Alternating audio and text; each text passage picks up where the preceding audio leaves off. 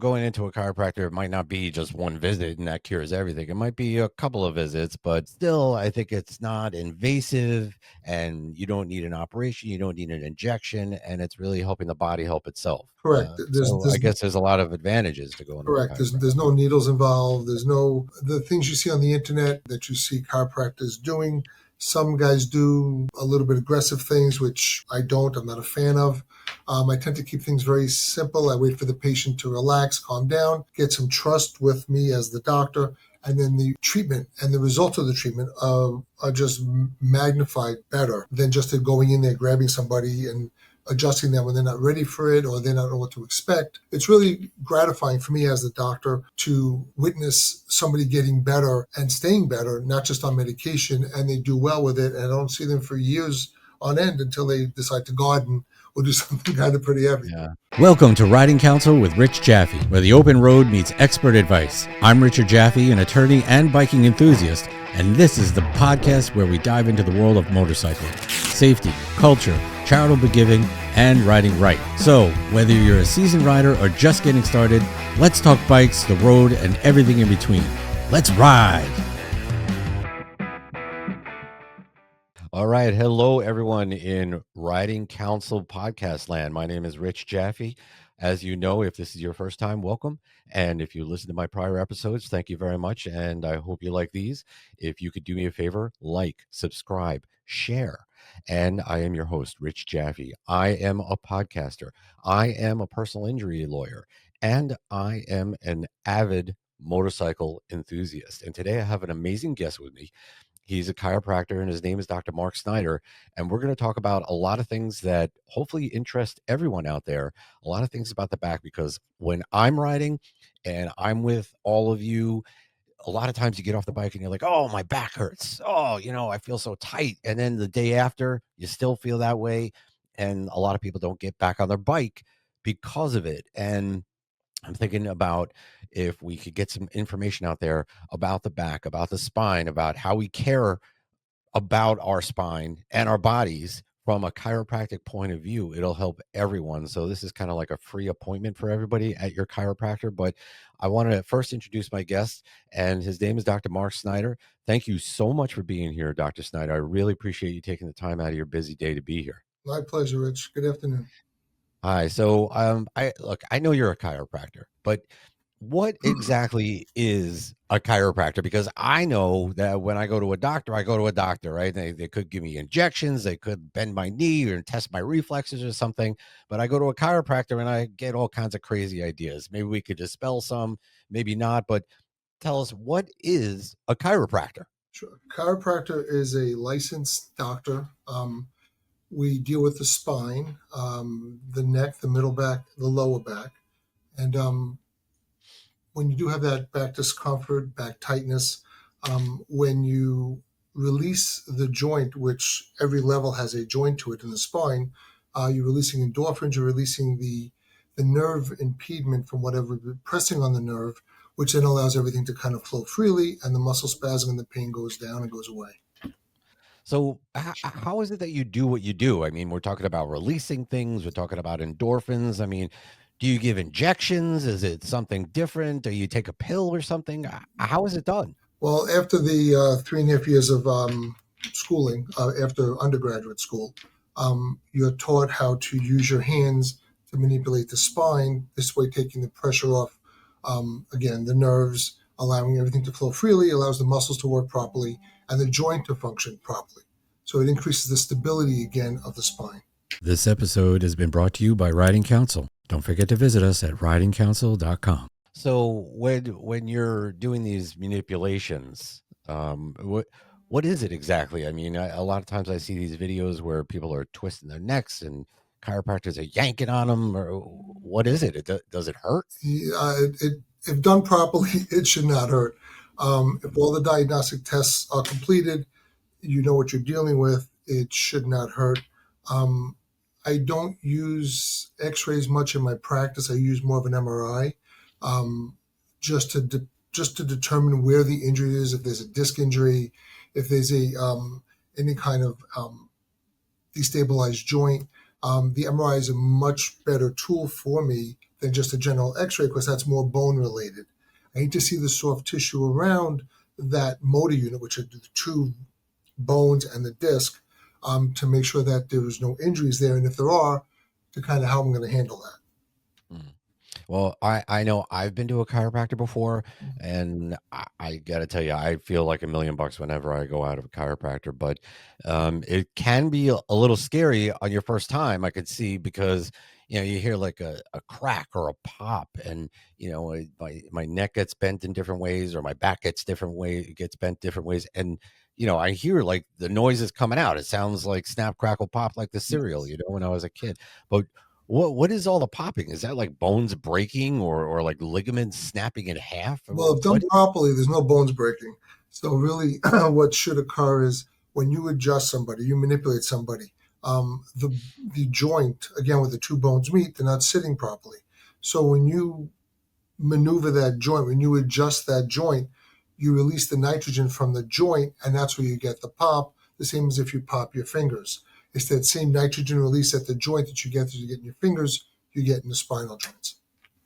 So what I understand is there could be a lot of causes for problems like in your spine, in your lumbar, the lower spine, or your neck, and and that could be caused by whatever fatigue. It could be caused by somebody, you're getting hit or something like that, and then as a result of the injury, I guess what happens, like the blood rushes to that area, and you get a buildup of gases, and that pressing is that what causes the pain? What happens with the if there's a if you sleep wrong, if there's trauma, the area becomes inflamed because now it's not sitting properly. So there's more blood flow, which creates an inflammation, which creates a little bit of a swelling. And then by doing the adjusting, you tend to bring that swelling down and that irritation down. You put some ice packs on after to take the inflammation down also. So it wasn't. It sounds like chiropractic really, on the whole, is a more holistic approach. It doesn't have really to do with medicines from the outside or like injections or something like that. And there's no like operations. It's really more of a holistic approach, right? Correct. It's a whole smorgasbord of things, as we can call it. Only because Yeah. with the adjustments from the chiropractor, some light massage in the office from the chiropractor, you're doing some light physical therapy with electric muscle stim, or maybe cold laser therapy that we do here. Um, yeah, the results are really great because everything kind of settles in and becomes somewhat close to normal, which is what you're looking for. Yeah. So it must really provide a lot of your patients relief after you give them some adjustments. It sounds like they're getting back to what their normal self would be. Yes, yes, it does. Being here for 30 years or so, we tend to focus on the discomfort, their everyday life, how to change things in their everyday life so that their daily activities do not exacerbate the condition of the discomfort, the pain, the stiffness. You know what I really think is funny? You see somebody walking down the street and they're like, "Man, my back hurts," or something like that, and everybody kind of blows it off and says, "Hey, it's probably really nothing. It's not like you need to go to the hospital or anything." And they always belittle pain like that happens in your back or your neck, and I know what that feels like because I had a problem with my back, and it kept me from riding for quite a long while until like I finally did something about it, and I went to a chiropractor, and I felt the relief. But what's your feeling on that? Like, people belittling back pain that doesn't put them in the hospital or needs an operation. I mean, should Well, we because treat it seriously? I guess they watch enough TV commercials, and where they see the aspirin, or they go to maybe their doc and they get a prescription, or they go to the pharmacy and get some of that those patches, those Tiger Balm heating patches, and they go that route. A lot of people, if it's not covered by insurance, they don't really want to go to the doctors. It costs a lot of money.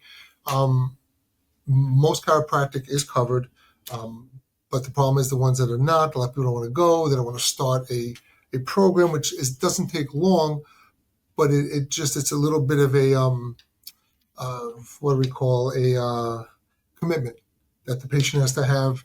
not long term, just short term, just to get over the hump. And then they're given exercises and stretching and things to do at home, and they should really be great.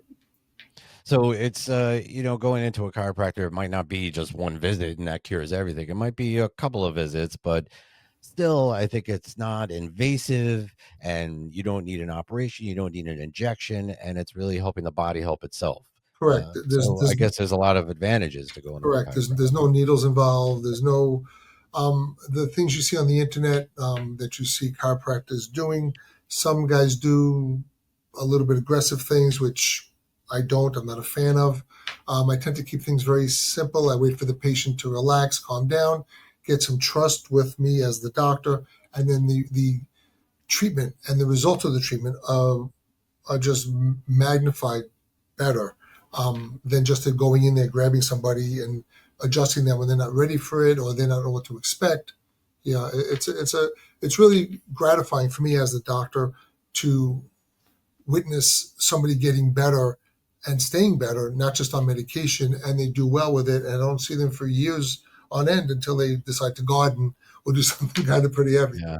Yeah, and they pull it right back Yep. out. But well, look, I know that I obviously ride motorcycles a lot, and a lot of people who I ride with they complain about things. Okay, you get older, but one thing that I see a lot is a problem with ergonomics when you're sitting on a motorcycle. When I say ergonomics, I mean how the handlebars are out in front of you. Maybe they're too far out, maybe they're too close, maybe the seat is too low, maybe it's too high. I mean, can the ergonomics or the biker setup cause back problems and having nothing to do with trauma? Of course, if you're not sitting properly, if you have a chair in your house that you're not sitting properly in, if you're using your computer and you're looking to the right all the time for your screen, that definitely ergonomically is not great for your body. On a bike, if the seat's too high, like you said, or too low, now you're on your tippy toes and you have to stretch more. You're causing more stress on the lower back, on the nervous system. If your handlebars are way too far out, is a problem with that too. Um, I find when I ride, um, the position that I ride in is usually a little forward. I have a touring bike, but a little forward, like a little bend forward, which opens up the disc space in my back, which gives your disc a little bit more play and a little more room to maneuver. And it's definitely much more comfortable when you're riding in that position. And yes, when you do get off, you're in that position for a while, a little stiff, a little tight, but on the bike itself, it's much more comfortable. That I find, and my patients that do ride, that do have back issues, always tell me when they're on their bike leaning a little forward, they feel better because that disc space is opening. Yeah, but I mean, having your arms locked out on your handlebars, I'm sure that's probably not too advisable, Yeah, right? that's not a friendly thing you want to do. Yeah, Always bending a little bit. You don't want to be locked out this way. You want to be bent a little bit. It doesn't create a situation of a joint issue with your elbows potentially. Your shoulders, most people ride very stiff. They should relax while they're riding because it creates a ton of pressure in your neck, a ton of pressure in your shoulders, and of course your hands with your wrists. The last thing you want to do from bike riding, motorcycle riding, is having carpal tunnel. yeah, that would be bad. That Yes, would be bad. yes, So, but I imagine with motorcycle riding, we get vibrations from the road and from the engine. And some people I've heard say that the vibration actually helps things because it stimulates blood flow. And other people say, look, the vibrations kind of worsen things. right. So which do you think? Yeah, I don't know how much if the bike is vibrating that much, then maybe they should just pull off to a dark area and enjoy themselves. But I can't imagine that the vibration would be that intense that it's like a muscle stimulator. I can see it. I I'm on the fence on that one. I don't know if it's going to cause an issue or not, unless you have like an old Harley that's kind of throwing you around in the seats or sitting at a light. Maybe that's problematic. But if your bike is kind of set up properly, and yes, you get a vibration. I had a BMW 1150 RT. That was a nice quiet bike. It didn't throw me around anywhere. The ride was just awesome. The suspension was great. So something of the caliber where you want the suspension to be good. You want to make sure your shocks are good. You want to make sure the springs are good. That also helps with it. It handles the bumps properly, and it's a whole dynamic of, okay, so we got the vibration down, but the shocks are still no good. So you have to make sure your bike is really in tip top riding mode every time you get on. Right. So, you got to maintain your bike. You got to take care of your bike, because if you don't take care of your bike, it's not going to take care of you in so many ways. It's not even going to be funny. Correct. Maybe the shocks will break down or something like that. But, when you're going to hit that bump, you're going to have a back problem. So Right. take care of your bike and it will take care of you. Yes. I want to talk about something that we started to talk about a little bit. We talked about seats, but only with respect to seat height, Mm-hmm. having it too high or too low, and that changes the ergonomics. So Yes. where you're sitting and really will affect your back, your spine health. But I want to talk a little bit about the type of seat that we use. And I, as a Harley owner, I'm a big Harley fan. Everybody knows. But the first thing I do when I get a new Harley, I change out the seat. Mm-hmm. And I don't like Harley seats. I don't think they're comfortable. But as far as seats go, what is it that you think we should look for in order to not only be comfortable, but what would be best for the health of our spine? Well, basically, you want a seat that's not too wide so that your legs are seated properly, because that'll affect the hips. And then as you work onto the seat itself, whether it's a gel seat or a foam seat, that's to the comfort of the person who owns the bike. So where you're not a fan of the Harley seat that comes with the bike, the original seat, some people may love it, but in your body, in your what's going on with your back, you're like, I'm just not a fan of this. I got to go somewhere different. I bought a bicycle recently, one of those road bikes, and I had to change the seat out because the seat that came with the bike, great seat, was killing my back and whatever else goes on the seat. It was just a little too much to handle. So when you're on a motorcycle seat, they have the back supports that you can get the extra back support that comes up. Those are great because sometimes you get fatigued as you're riding bent over, which is you feel good, but it's a little much. You have to lean back. You have a little support going in there, which is like a lumbar support in your car. It's very important to have, and it will create you to be able to ride a little longer and not really fatigue the back as much. So this is what I get a kick out of.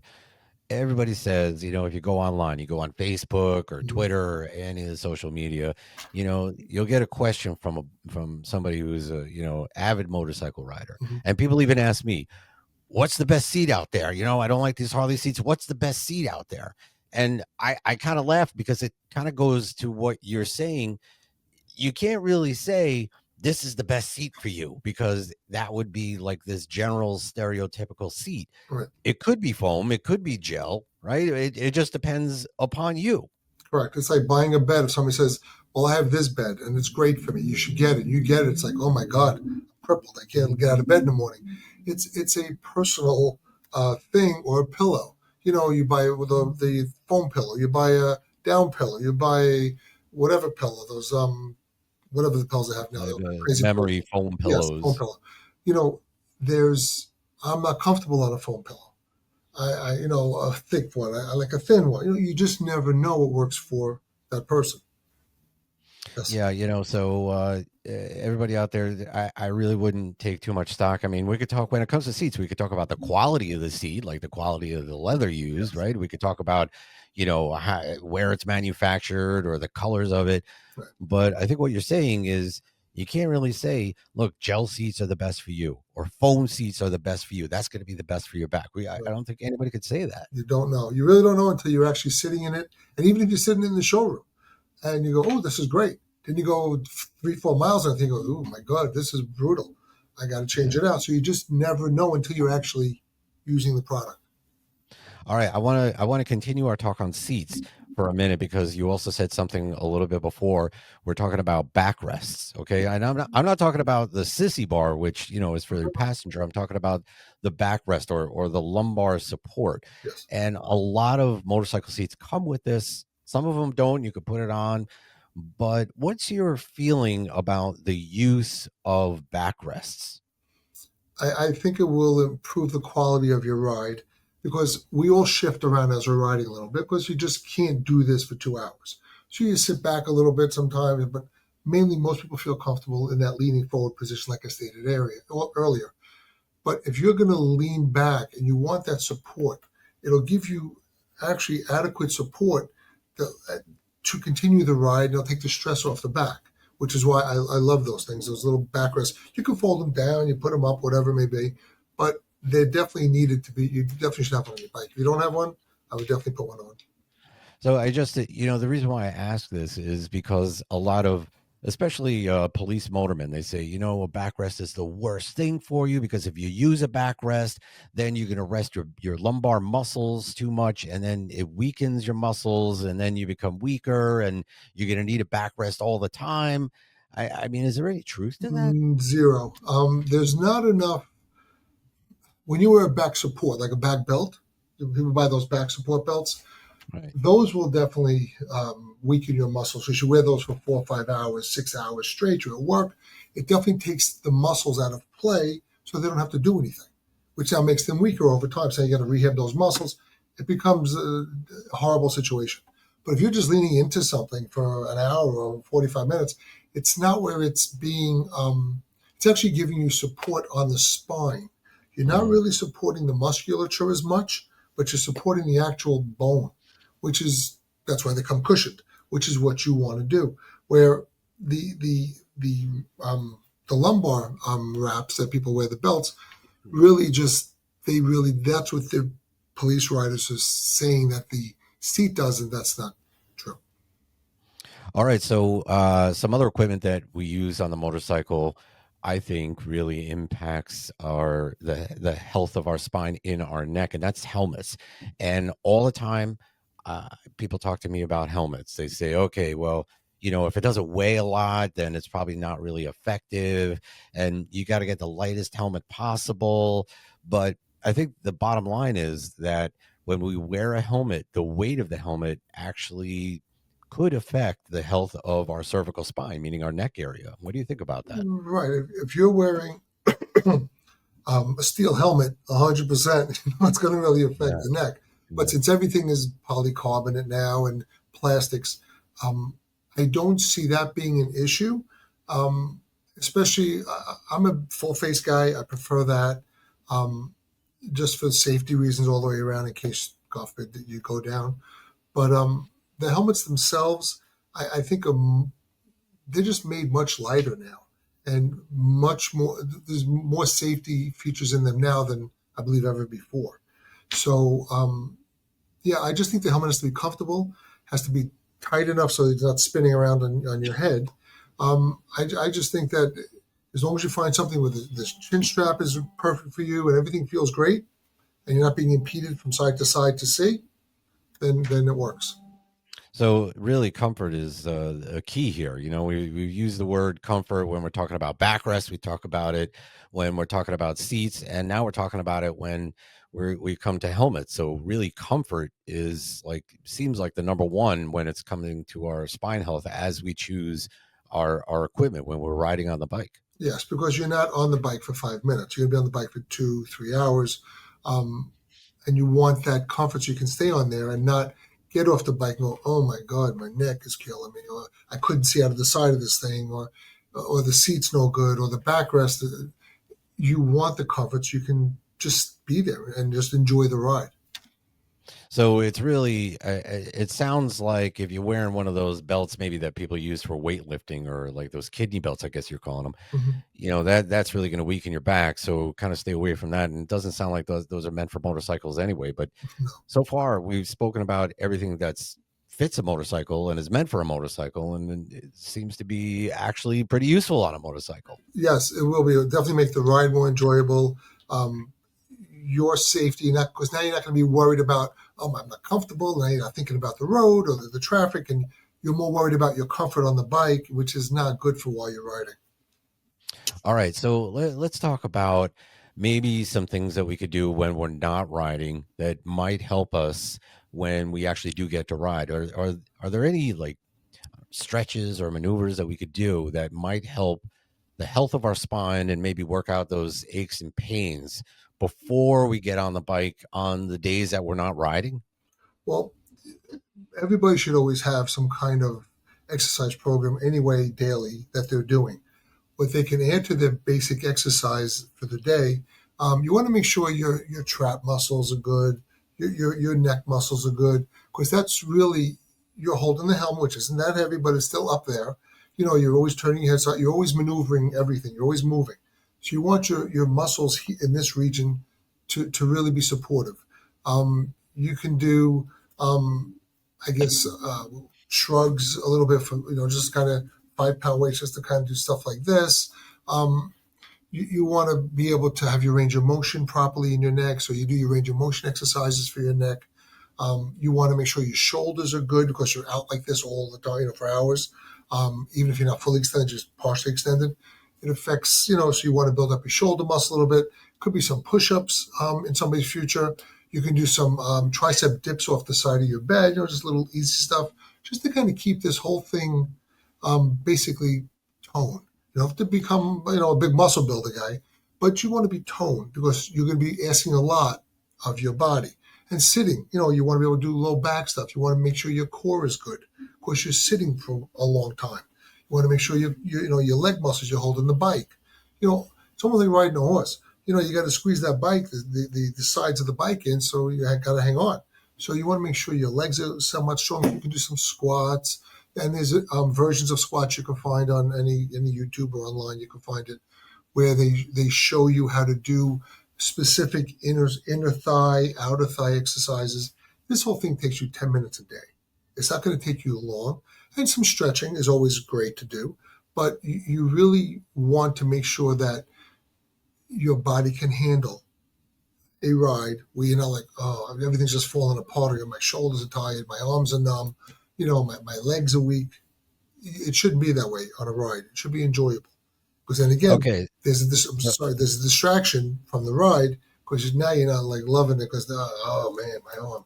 So Yeah. So when you're older like me, and when you're lazy like me, and you ride a motorcycle, you don't necessarily have to join a gym and like get jacked up, right? I mean, no, I'm never gonna go.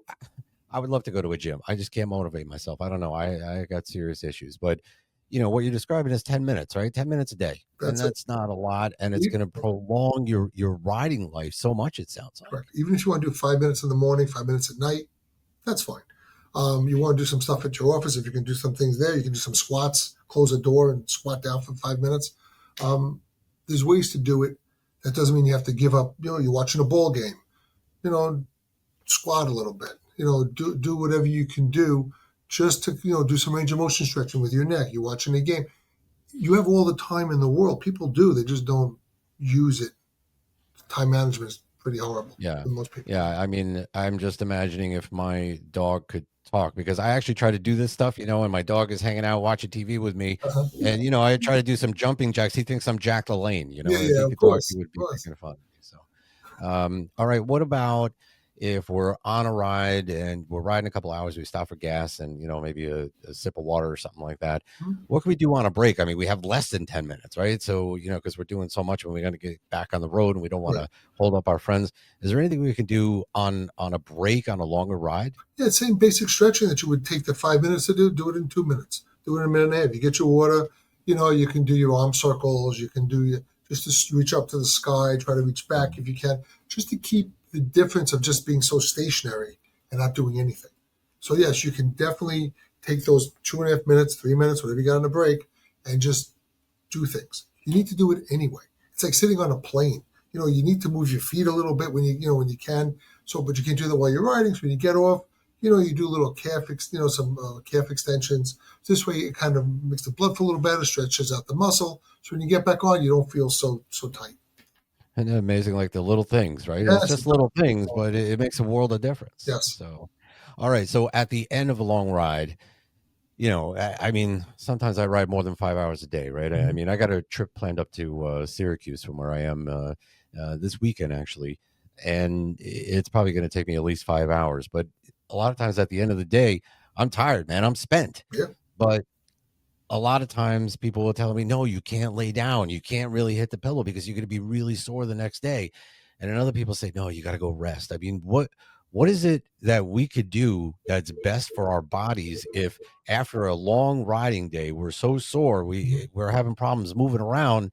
Should we rest? Should we get more active? What do we do right after a long ride? And when you get to the hotel or if you get into back home, do the stretching for the 3, 4, 5 minutes.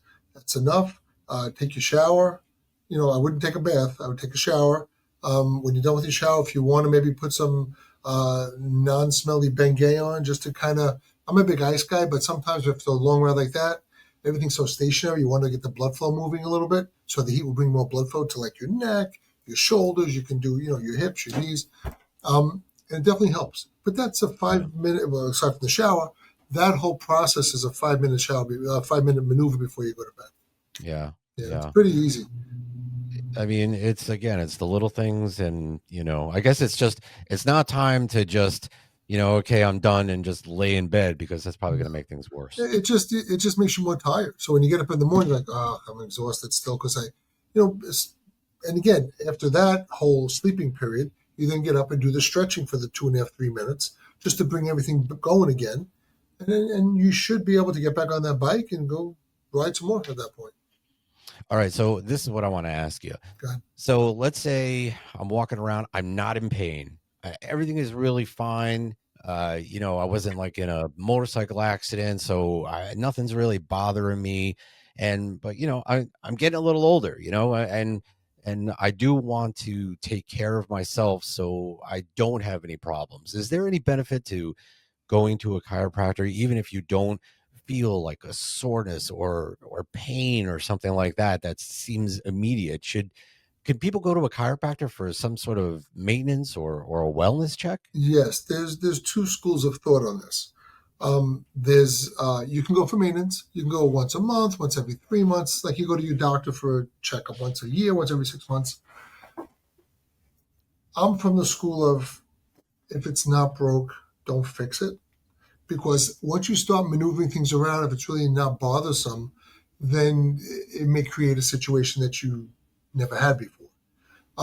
But if you're doing pretty good and you're doing your stretching and you're doing a little exercise program, you really shouldn't need it because the maintenance kind of thing, because you're maintaining yourself at that point.